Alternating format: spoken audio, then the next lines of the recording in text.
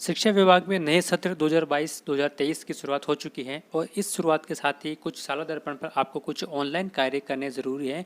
वो ऑनलाइन कार्य कौन कौन से ज़रूरी है वो करने हैं, चलिए देखते हैं।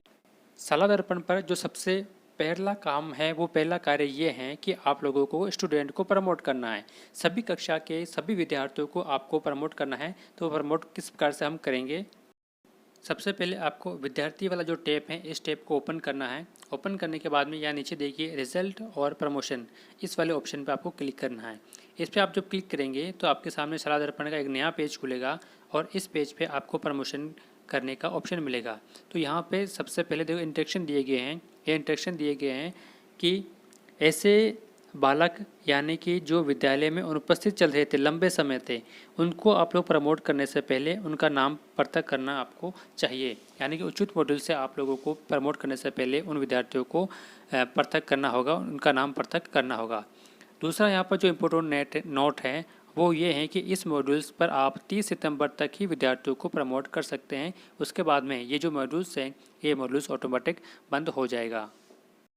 तो यहाँ विद्यार्थियों को प्रमोट करने के लिए आपके सामने 3 ऑप्शन दिखाई दे रहे हैं। लास्ट सेशन, तो यह सबसे पहले हम लोग सेशन सेलेक्ट कर लेते हैं 2021-2022, यहाँ से हम लोग सेलेक्ट कर लेंगे। यहाँ से सेलेक्ट करने के बाद में अगला जो ऑप्शन दिखाई दे रहा है आप लोगों को वो है सेलेक्ट क्लास। तो यहाँ पर हम लोग क्लास सेलेक्ट कर लेंगे। जैसे मान लीजिए हम कक्षा 1 के विद्यार्थियों को प्रमोट करना चाहते हैं तो कक्षा 1 सेलेक्ट कर लेंगे। सेक्शन सेलेक्ट कर लेते हैं और सेक्शन सेलेक्ट करने के बाद में गो बटन पर क्लिक करना है। गो बटन पर क्लिक करने के बाद में आपके सामने स्क्रीन के ऊपर कक्षा 1 के सभी विद्यार्थियों के नाम शो हो जाएंगे और उस नाम के सामने यहाँ पर एग्ज़ाम रिजल्ट ऑप्शन का लिखा होगा और उसके बाद में सेव वाला ऑप्शन होगा। तो ये 3 ऑप्शन होंगे।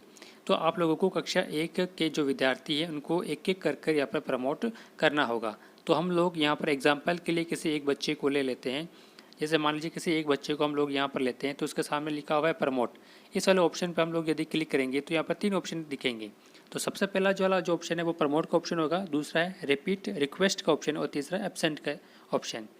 रिपीट रिक्वेस्ट में आप लोग उस छात्र को उसी कक्षा में फिर से पढ़ा सकते हैं और एब्सेंट यानी कि उसने एग्ज़ाम नहीं दिया तो एब्सेंट करना है।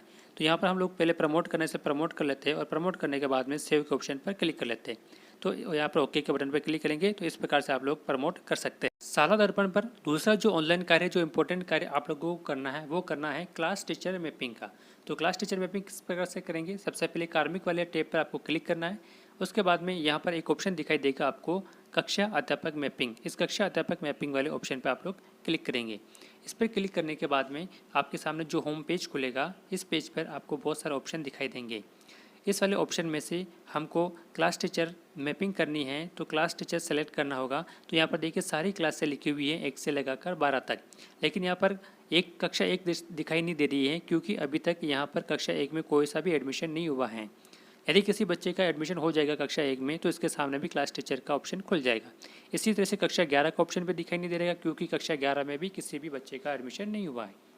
तो यहाँ पर आप लोगों को क्लास टीचर मैपिंग किस प्रकार से करनी है, हर क्लास के आगे एक ऑप्शन दे रखा है सेलेक्ट क्लास टीचर। तो यहाँ पर आप लोगों को हर क्लास के क्लास टीचर को सेलेक्ट कर लेना है।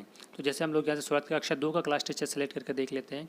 तो यहाँ पर जब आप लोग कक्षा 2 के सामने जो ऑप्शन दिखाई दे रहा है सेलेक्ट क्लास टीचर, इस वाले ऑप्शन पर आप लोग क्लिक करेंगे। तो जब यहाँ पर क्लिक करेंगे तो आपके स्कूल के जितने भी टीचर हैं उन सभी टीचर का नाम आपके सामने दिखाई देगा। तो यहाँ से आप लोग कक्षा 2 का क्लास टीचर किस टीचर को बनाना चाहते हैं उस टीचर को यहाँ से सेलेक्ट कर लेना है। तो यहाँ पर जैसे हम लोग एक सेलेक्ट कर लिया है, इसी तरह से कक्षा 3 का क्लास टीचर बनाने के लिए फिर से वही ऑप्शन प्रक्रिया दोहरानी है। यहाँ पर सेलेक्ट कर लेते हैं, कक्षा 4 का सेलेक्ट कर लेते हैं, कक्षा 5 का सेलेक्ट कर लेते हैं। इस प्रकार से आप लोग 1 से लगाकर 12 तक के सभी कक्षा के क्लास टीचर को यहाँ पर सेलेक्ट करना है। जब सभी कक्षाओं के कक्षा अध्यापक आप लोग यहाँ से सेलेक्ट कर लेते हैं उसके बाद में आपको नीचे स्क्रॉल करना है और यहाँ पर सेव का बटन दिखाई दे रहा है। इस सेव के बटन पर क्लिक करके आप लोग कक्षा अध्यापक की मैपिंग कर सकते हैं। शाला दर्पण पर तीसरा जो इम्पोर्टेंट कार्य हैं वो हैं student Jan Aadhaar card authentic. अभी यहाँ पर देखिए यदि हम लोग स्टाफ विंडो पर लॉगिन कर लेते हैं तो यहाँ पर ऑथेंटिक करने का प्रयास करते हैं तो गेट क्लास वेब डाटा, इस पर हम लोग क्लिक करेंगे तो ये वेब डाटा क्लिक नहीं होगा। यानी कि आप लोग कितनी बार इसको क्लिक कर लीजिए या इससे आगे नहीं खुलेगा। आप जब इससे आगे नहीं खुलेगा तो आप लोग स्टूडेंट का जन आधार कार्ड ऑथेंटिक नहीं कर पाओगे। तो देखिए इस प्रकार से चक्रा घूमता ही रहता है, इससे आगे ये नहीं बढ़ता है। तो ये आगे कब बढ़ेगा? अभी आपने जो 2 काम कर लिए थे पहले, एक तो स्टूडेंट प्रमोट का और एक कक्षा अध्यापक मैपिंग का। जब ये 2 काम आप लोग कर लोगे तो ये वाला जो ऑप्शन है स्टूडेंट आधार ऑथेंटिक, ये ऑटोमेटिक यहाँ पर हो जाएगा। चौथा जो इम्पोर्टेंट कार्य है वो है कार्मिक की उपस्थिति, यानी कि आप लोगों को शाला दर्पण पर हर रोज कार्मिक की उपस्थिति को प्रेजेंट करना है। तो ये 4 कार्य जो इम्पोर्टेंट थे वो आप लोगों को नए सत्र की शुरुआत में करने थे। तो यदि ये वीडियो पसंद आए तो इसे लाइक करें और इस तरीके की वीडियो देखने के लिए मेरे चैनल को सब्सक्राइब करें और सब्सक्राइब करने के साथ में बेल आइकन पर भी क्लिक करें ताकि सबसे पहले शाला दर्पण से संबंधित नोटिफिकेशन सबसे पहले आप लोगों को मिल सके।